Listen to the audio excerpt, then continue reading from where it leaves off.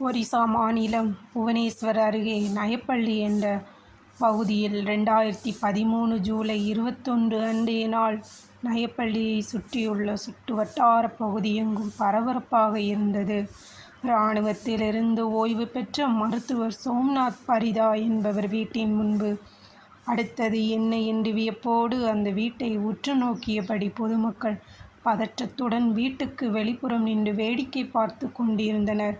புலனாய்வுத் துறையினரும் காவல்துறையினரும் பரபரப்பாக இயங்கிக் கொண்டிருந்த நேரத்தில் ஊடகங்கள் கண்கள் நடப்பவற்றை சுட சுட படமளித்து கொண்டிருந்தன. நடந்தது என்ன? கொலை, இவ்வளவுதானா? இதற்கா இத்தனை ஆர்ப்பாட்டம்?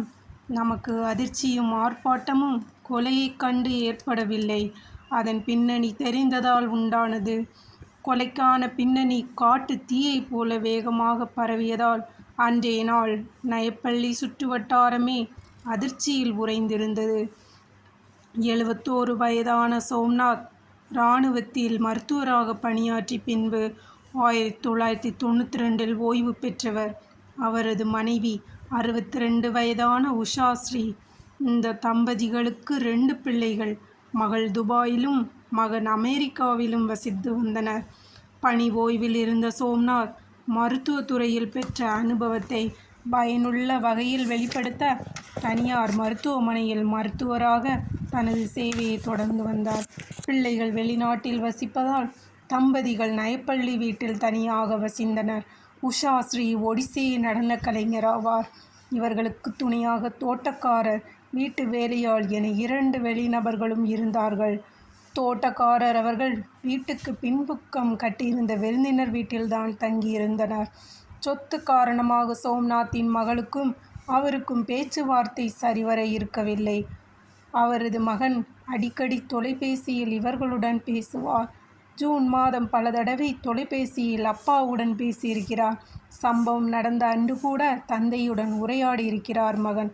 ஆனால் அவருக்கு எந்தவித பலத்த சந்தேகமோ ஏதோ அசம்பாவிதம் நடக்கப் போகிறது என்ற உணர்வோ அவருக்கு ஏற்படவில்லை.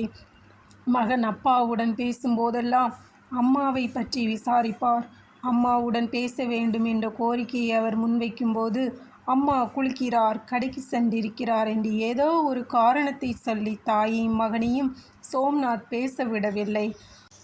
உறவினர்கள் எதேச்சையாக சோம்நாத்தின் வீட்டுக்கு வந்திருக்கிறார்கள். அவர்கள் உஷாஸ்ரீயை பற்றி விசாரித்த போது துபாயில் வசிக்கும் அவரது மகள் வீட்டிற்கு சென்றிருப்பதாக சொல்லியிருக்கிறார். நீண்ட நாட்களாக அம்மாவுடன் பேச முடியவில்லை அல்லது அவருடன் பேச அப்பா தவிர்க்கிறார் என்பதில் ஐயம் கொண்ட அவர்களது மகன் புத்தக கடை வைத்திருக்கும் அவரது தாய் மாமாவுக்கு விவரத்தை விளக்கி வீடு வரை சென்று நலம் விசாரித்து வர கேட்டுக்கொண்டார்.